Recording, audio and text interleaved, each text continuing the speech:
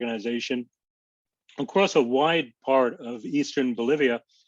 And I knew this man who was basically a mentor of mine. He was the health officer, the head of the health office, really, in the USAID mission located in La Paz, the administrative capital of Bolivia.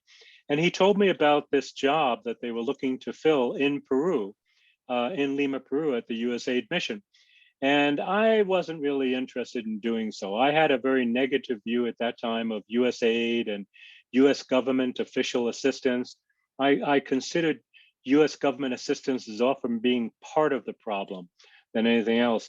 And this mentor of mine used perhaps reverse psychology on me by telling me, encouraging me to consider applying, that I really could do a great job for them. And he said, what's more, it would be a good way to learn the folk ways of the enemy. And with that, he had me. That convinced me. The idea of going to work for 2 years on the inside and then coming to terms with having a better understanding of what the organization was like to be able to defeat it. Well, I ended up working for 2 years within USAID. I didn't take on a career position at that point, but I was able to find ways in which I could, in fact, engage with people like the Minister of Health of the country, the governors and leaders of different provinces, different departments, in ways that I could never do within the kind of lower level responsibilities within a non-governmental organization. And then it was some years later when I was able to see how, in fact, USAID was evolving. It was changing. It wasn't making some of the same mistakes that perhaps it had done 10, 20 years before that. And I ultimately made the decision to go into USAID as a career diplomatic officer in 1999, working in public health to start with, but ultimately coming to take on higher and higher responsibilities within the broader multi-sector development profile. Now, there are still challenges, big challenges. When you're working in that kind of capacity, you've got to, on the one hand, deal with the problem of Congress, which appropriates money and frequently establishes these requirements, these what they call earmarks, telling you have to spend your money in this way. And it may not often be the best way in terms of really being able to serve the needs of the country. You've got to deal with ambassadors. You've got to deal with all sorts of bureaucracies. But I came to see it in a much more positive light than, in fact, I had understood many years later. And when I was in South Africa, I was able to, within the context of USAID and the State Department, contribute to the Mandela Washington Fellows Program and support the young President Obama's Young African Leaders Initiative and help create in different countries regional leadership centers, and there try to motivate young African youth from a range of countries to look at different challenges that they were confronting within their societies, either working in government service, working in humanitarian service or nonprofit service, or looking for business opportunities, entrepreneurship. Right. Brilliant. Allan? Right. In your book, Indian Adventures, right, you shared some intriguing lessons you had learned, whilst in your, your travel or your expenditure, right? So I would like you to share some intriguing lessons that you had learned in this regard with my audience. Well, certainly I learned the challenge of dealing with security officials. I had experiences when I was a volunteer in Ecuador where I found myself in the middle of a fusillade of bullets back and forth as I was trying to cross a park at 2 o'clock in the morning. I wasn't a complete angel, to be honest. I mean, I was coming out of a bar pretty late at night. At that point, more than a little inebriated, perhaps, with a bunch of friends. But I was crossing this park by myself, and all of a sudden I felt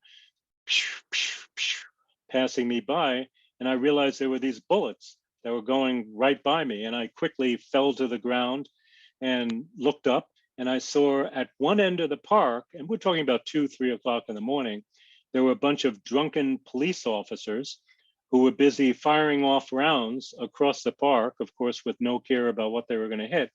And there were Army privates, military, on the other side of the park, and they were firing back at the police. And that was kind of typical a lot of times in different Latin American countries, this kind of rivalry between police and military, and probably other parts of the world as well at times.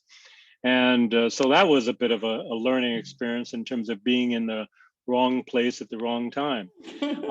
I tell probably in too graphic terms my own experiences in terms of different gastrointestinal illness. I won't get into being too graphic on this podcast with you, except to say that in certain cases I likened it to the explosion of a hydrogen bomb in terms of dealing with food poisoning and the problems of dirty water, contaminated food, and the challenges that that would offer, of course. And I also had experiences, as I was working in health, dealing with children who were having different ailments.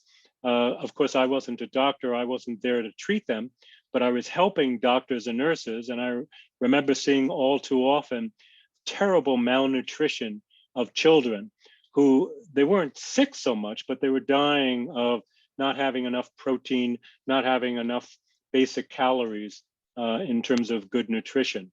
And all too often cases of worming, where even at one point, one poor child I remember ended up dying in the hospital. Why? Because his intestines were basically filled with worms that had just multiplied and had just ruptured the intestine. So that was also a learning experience in terms of the need to be more effective in helping people to understand the importance of access to clean water and better nutrition. Right. Thank you so much, AJ, for your incredible insight on today's show. Really had a great time. Now, do you have any projects in the pipeline?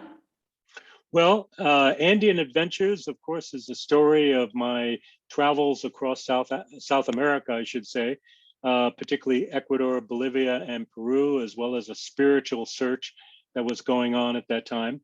But I'm also working to try to pull together the story of my experiences in Africa, different African countries, as well as my experiences in Southwest Asia. I've been participating in podcasts such as this today, which I've enjoyed. I recorded earlier this year the audiobook of Andean Adventures, and this is accessible on Amazon as well as a number of other different sources.